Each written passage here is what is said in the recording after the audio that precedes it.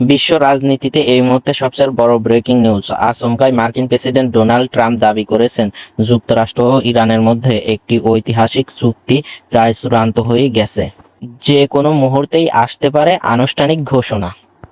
আসলে কি মধ্যপ্রাচ্যের যুদ্ধের মেঘ কেটে যাচ্ছে? মার্কিন প্রেসিডেন্ট ডোনাল্ড ট্রাম্প একটি সংবাদ সম্মেলনে ইরান এবং আঞ্চলিক শক্তিগুলোর মধ্যে একটি চুক্তি লাস্টলি নেগোসিয়েশন মূলত সম্পন্ন হয়েছে।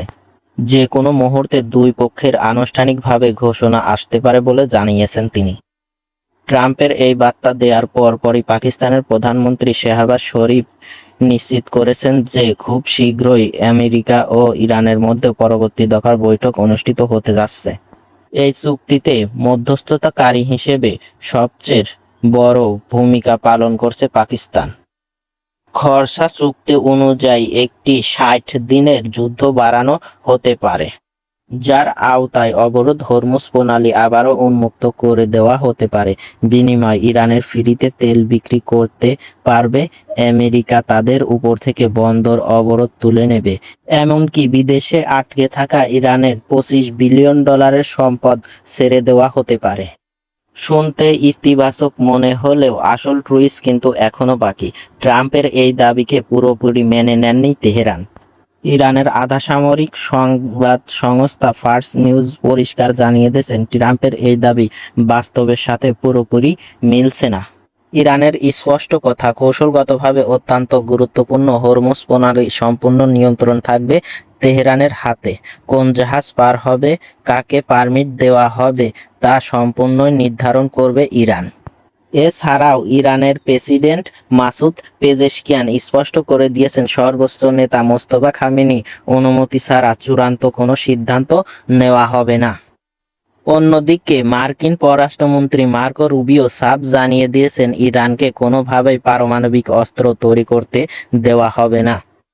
এই দিকে সম্ভাব্য চুক্তি নিয়ে খোদ আমেরিকার ভিতরে তোলপাড় শুরু হয়েছে।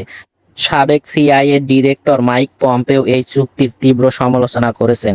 ট্রাম্পের এই চুক্তি ওবামার আমলেও সেই পুরনো চুক্তির মতোই নমনীয় হয়ে যাচ্ছে, যা ইরানের রেভলিউশনারি গার্ড আইআরজিসি কে আরও শক্তিশালী করে তুলবে। তবে ট্রাম্প কিন্তু এর মাঝে ইসরায়েলি প্রেসিডেন্ট বেনিয়ামিন নেতানিয়াহুর সাথে ফোনে কথা বলেছেন এবং চুক্তিটি নিয়ে ট্রাম্প এখন চিন্তার মধ্যে আছে। চুক্তি সফল না হলে তিনি আবারও ইরানের সামরিক হামলার হুমকি দিয়ে রেখেছেন। যদি এই চুক্তি আসলেই সফল হয় তবে বিশ্ববাজারে তেলের সরবরাহ স্বাভাবিক হবে, মধ্যপ্রাচ্যের চলমান যুদ্ধ অবসান ঘটবে। ট্রাম্পের এই আমেরিকা ফার্স্ট কূটনীতিক ইরান মেনে নিবে কিনা সেটা দেখতে হবে। এই চুক্তি হলে ইরানের অর্থনীতি ফুলে ফেঁপে উঠবে, এইটার ভয়ই পাচ্ছে সাবেক সিআইএ প্রধান।